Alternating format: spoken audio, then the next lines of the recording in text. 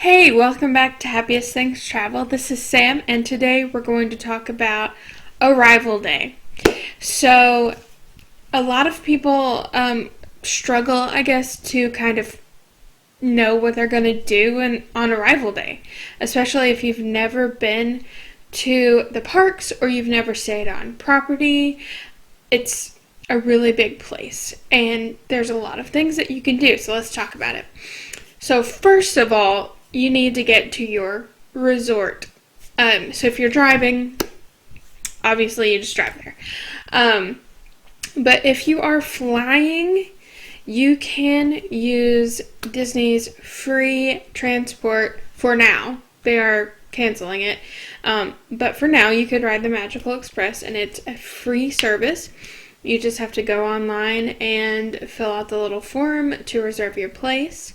Or if you already have your flight information when you book your trip, there's a little space where you can hit, add flight info. And you can put your flight information in there, and then it's automatically added.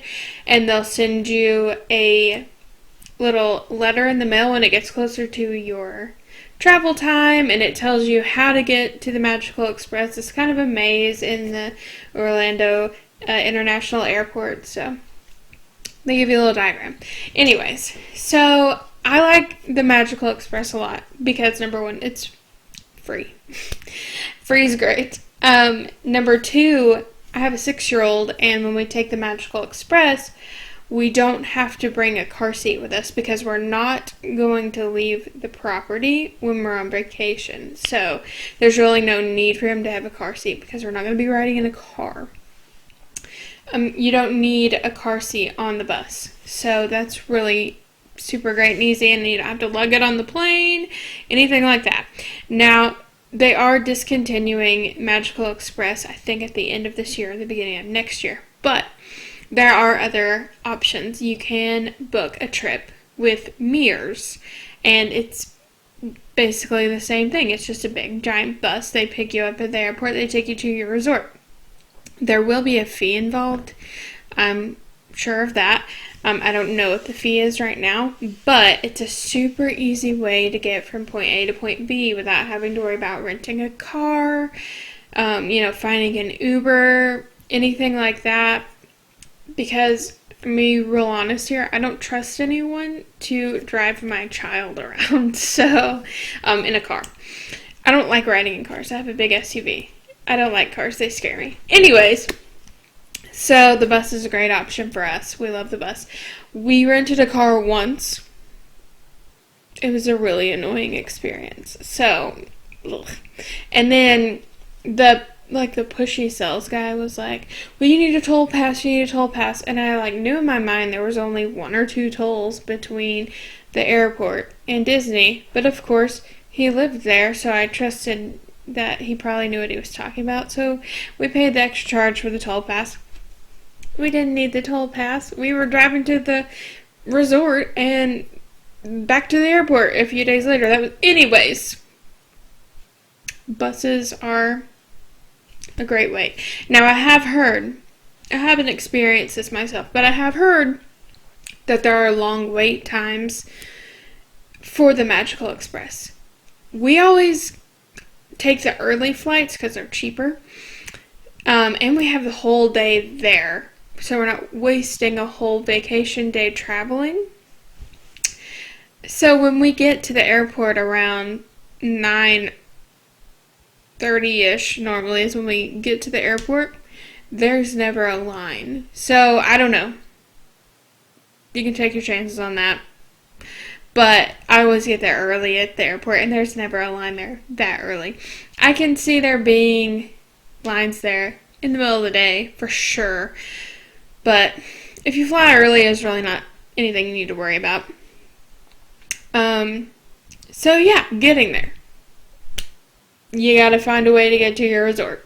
So we take the bus. So normally we get to our resort around 10 o'clock, sometimes earlier. It does take about 30 minutes to get from the airport to Disney. So plan accordingly for that. So you're like, okay, now we're here, we've got the whole day, we should go to a park. I would not go to a park on my arrival day. Here's why. Number one, it's exhausting to travel. So what we do, and this is different for everybody, of course, but we wake up normally around 2 o'clock in the morning on, arrival day. We drive to Atlanta because we live in a town that doesn't have an airport. So we could drive about 30 minutes away and be at an airport, but their flights are ridiculously expensive.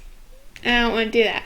So we drive to Atlanta, which is about 2 hours away. We fly Southwest, which normally comes out around $350 to $400, depending on what time of the year that we fly. For the three of us, we each get 2 free suitcases. It's a win all around.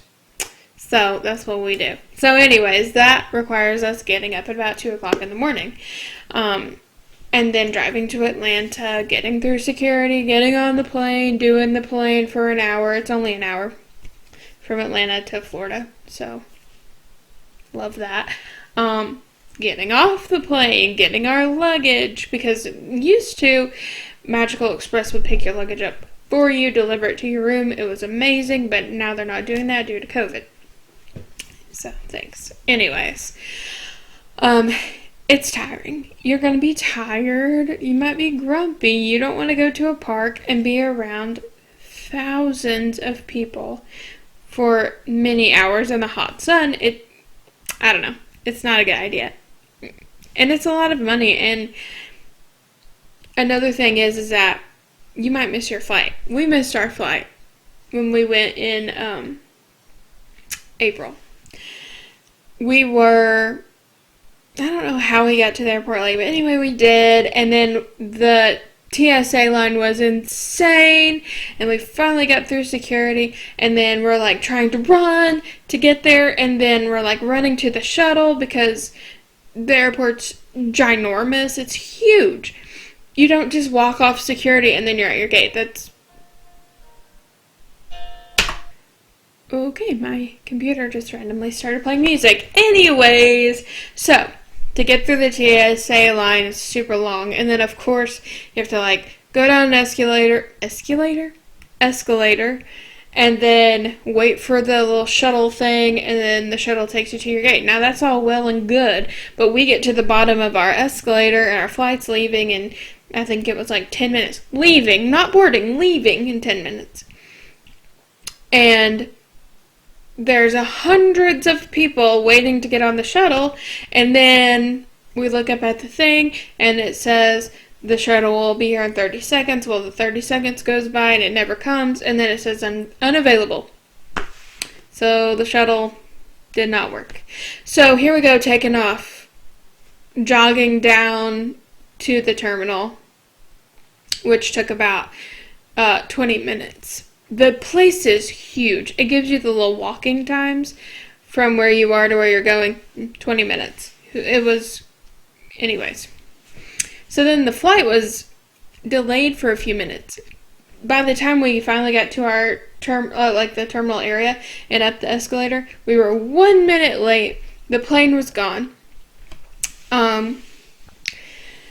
So that was terrible. But anyways, if that happens to you, I would not recommend trusting the airline is going to put you on the next flight, because that's what I thought was going to happen. I went, and they're like, oh, we'll put you on standby for the next plane, and I don't know why I thought that meant I was getting on the next plane. So I was like, okay, well then, I realized about 30 minutes before that plane took off that we were not going to make it on the standby, because we were the 20th on the list on the standby. You can look on the app and see where you are on the standby line. We were 18, 19, and 20 on the list. So I go up to the guy working the gate, and I was like, hey, is there any way I'm getting on this flight? And he says, no, there's 3 seats available on this plane. So I run up to the ticket counter and say, hey, I need to buy the last 3 tickets on this plane. It was $800. It was $800. Oh, awful. But anyways, we had to be there. We had to get there. I was so done with not being on vacation. So anyways, I buy the tickets so we can get on the plane. Sorry to the first 3 people that were on the standby line who thought they were getting on. They didn't get on. Sorry. I do feel bad about that. But anyways, I had to get to my vacation. So I paid the money, I buy the tickets, and then I call Southwest customer service and talk to a lady, and she was angry with me for waiting that long to call customer service, but how was I supposed to know? They made it sound like I was getting on the plane. Anyways, so I said, listen, I don't care, just, I'm fine with a credit for the other, tickets that we didn't use, because we're going to be flying again, whatever. So anyways, it ended up, she was able to get those refunded for me, which was amazing. So anyways, if you miss your flight, listen, go up to the desk and say, hey, how crowded is this next flight? Because sometimes flights are so empty, Sometimes you get on a flight and there's 50 seats open. Sometimes you're on a cramped flight. That flight that we got on was completely full. There was not one single seat left. So ask, don't be afraid to ask. I just didn't know. So now I'm telling you, now you know. Go up to the lady or the man or the whoever at the ticket counter for your airline and say, hey, I missed my flight. Can you get me on the next, list for the next flight? And then they'll say, yeah. And then ask, do you know how many open seats are on the next flight? Because if there's only 2 seats and there's 30 people on the standby list, you're going to need to buy those tickets. And then you can call and get the other tickets either refunded or you can get a credit on your account, however they do it. But yeah. So anyways, we were late. We were like 5 hours later than I think that we were planning on being. So yeah, if I had had a park reservation that day, I would have been so angry. I never do park days on arrival. I'm exhausted and you just really never know. Even if you drive, you could hit traffic, you could get a flat tire, anything like that. So if you're wanting to experience some Disney magic and maybe see some characters on your first day, my recommendation is to book a character dining experience outside of the parks. Yes, they do have some of those. I have a list right here. Let me read them to you. You can do Chef Mickey's. He's at the Contemporary. They have Mickey and Friends there. So I think it's Mickey, Minnie, Donald, Pluto, and Daisy might be there. I don't know if she is or not. And Goofy. So that one's at the Contemporary. You do not need to be staying at the Contemporary. You do not need a park reservation. You do need a dining reservation. 60 days in advance right now. Now, it may go back to 180 days for resort guests, but for now, it's 60 days. You can also do, and I hope I'm saying this right, Topolino Terrace. Am I saying that right? Topolino's Terrace? I don't know. It's Italian food. It looks delicious. I've never eaten there.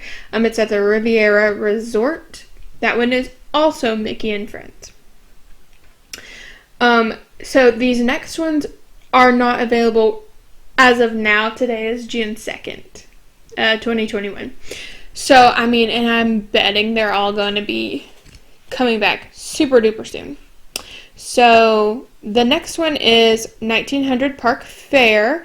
It's at the Grand Floridian. This one sounds really cool. It says guests can appear like Mary Poppins, Alice in Wonderland, Mad Hatter, Tigger, and Pooh. You also have Ohana, that looks delicious. That's at the Polynesian, and you'll see Lilo and Stitch there. And then there's also Storybook Dining. That one is at the Wilderness Lodge. And there you will see Snow White, Dopey, Grumpy, and even the Evil Queen. Now, do some research on these, because sometimes the characters will only appear at a certain time. So they might only be there for lunch, or they might only be there for breakfast. So do your research, but that's an excellent way to get really excited for your upcoming trip, see some characters. Even now, they're social distancing, but you can still, take pictures from, a distance, and you can have that interaction. So that is an excellent thing to do instead of a park day, because, oh god, it's exhausting. Another thing you can do is check out your resort. So, my son, Bo, he loves reading maps. And they have maps all over, the resorts. And he likes to navigate us around. And that's a super fun thing for us to do on the first day, to get acquainted with where we're staying. Most, if not all, I don't know, don't quote me on this. I'm going to say most. I'm going to go with most. Resorts have multiple pools. So, check those out. We stayed at Pop Century, right outside the pool that's shaped like a bowling pin. We had the preferred pool room, I guess. I'm not sure if I thought that through very well, because we heard pool music all day and like people screaming and jumping in the water, which was fine. I mean, it was fine. It didn't bother me, but I was like, I didn't even think about this. So that's something to think about. If you book a pool room, it's pretty loud. And if you're wanting to sleep in, it's probably not going to happen. So think about that. But anywho, there were two pools. The Hippy Dippy pool, which is the bigger pool right outside of the gift shop, area with the food and all that stuff. Anyways, and that one has the pool bar, and it has some different watery, squirty things. And our room was in the 50s building, which was right outside the bowling pin pool. So, take a walk around. It's really pretty. Like, we went and saw the Skyliner and, all that stuff. So, get acquainted with where you're staying. Take a walk around. Okay, another thing you can do is go swimming. So, make sure you put your swimsuit in your carry-on.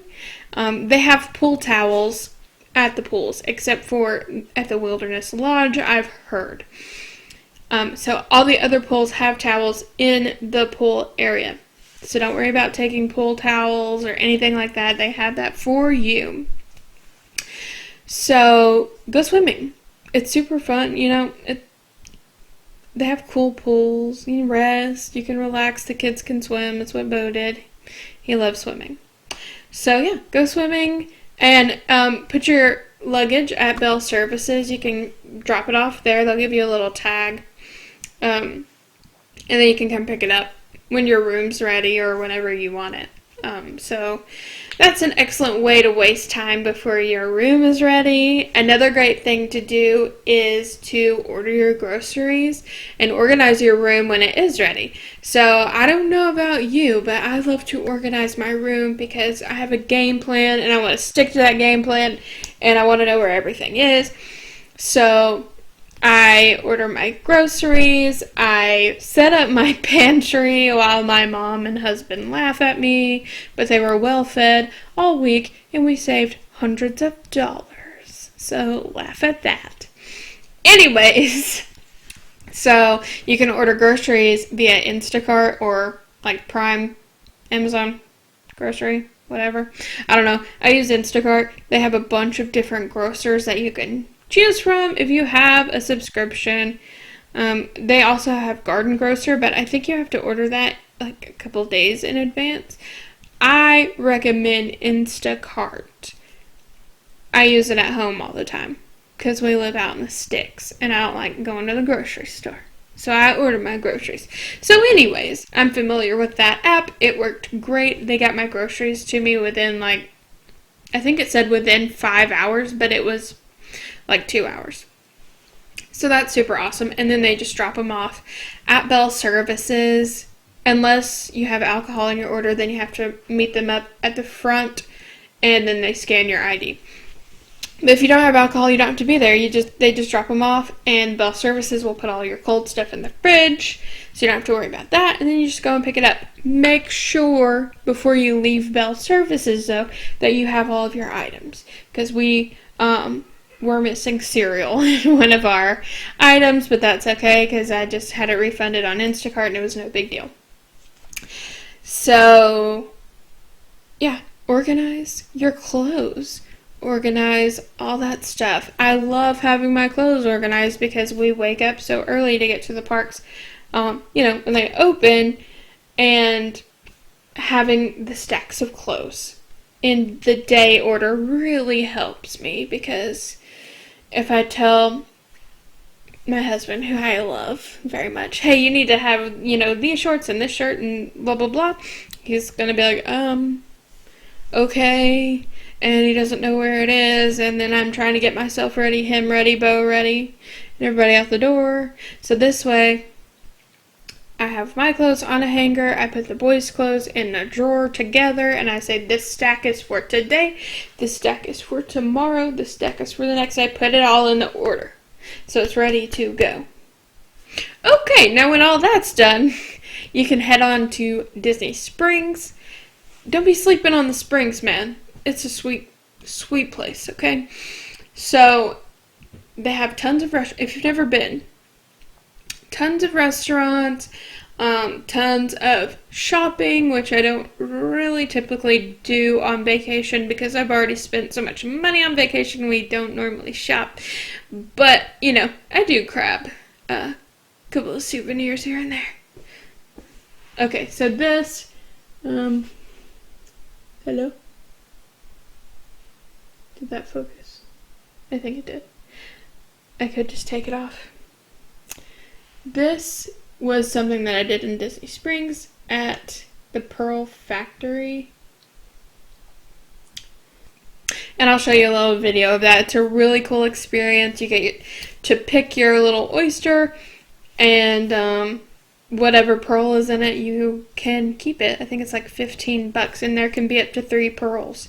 And if you get a 3 pearl, you get to keep all 3. But then you can pick a setting, and that's where they get you with the price tag. So make sure you ask how much the setting is, because somebody I know didn't do that, and they ended up paying a bunch of money for their necklace. I asked. I'm a frugal lady. I'm going to ask how much something is before I purchase it. So, anyways, they have rings, necklaces, bracelets, all kinds of different settings that you can choose from, or you don't have to put it on a setting, and you can order one on Amazon, which is also an excellent choice. But I love rings. I love pearl rings. My engagement ring is a pearl. So, I love the pearls. Okay, so that's something that you can do in Disney Springs. You can get churros. You can get, oh my gosh, go to Amaretti's. Delicious. I hope I said that right. Delicious mousse cake. I'll show you a picture. Oh my gosh, it's so good. I got World of Disney, which is a huge gift shop. It's got all kinds of stuff. I got this guy at World of Disney. It's a Pez dispenser holder, but it's a pin holder for me. It makes me very happy. Here I am saying I don't shop, and now I'm just showing you all the things that I bought at Disney Springs. I think that was all that I bought, though. Let me think about it. Yeah. I think. Anyways, you can see the cool Legos that they build. They're, different a lot of times that you go. See the big Lego sea monster thingy. That's always a favorite in our house. You can walk around the Lego store. You can tell I have a 6-year-old. He is obsessed with Legos. We spend a lot of time at the Lego store. Pre-COVID, they had this big area outside the Lego store where you could build Legos and you could like build Lego cars and race them. That was super fun. Maybe that will come back one day because that was awesome. Okay, so also Disney Springs in the evening is super cool. They have live music everywhere. The place is huge. I think one night we were there, we saw 6 different live shows. It might have been more, I didn't count, but I'm thinking it was 6. So yeah, you can just, it's free. You just go and you sit and watch. And there's different areas around the whole. Can y'all hear him?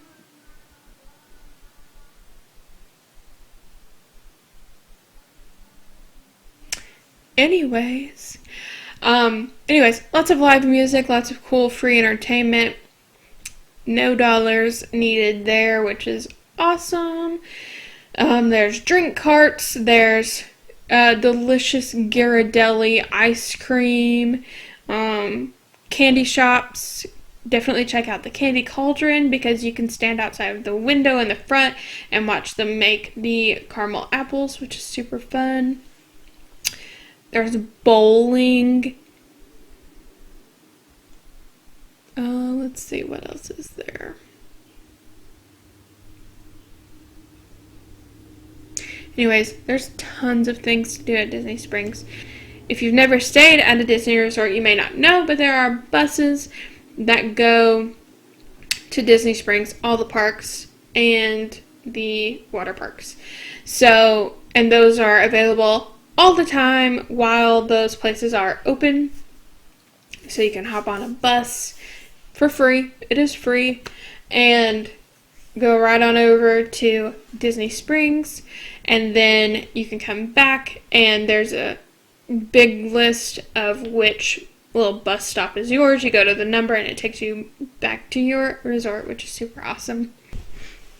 Okay, one more thing that I thought of off the top of my head is you can check out the boardwalk at Disney's Boardwalk Resort. I think it's called Boardwalk Inn? Boardwalk? I don't know. Anyways, it's cool.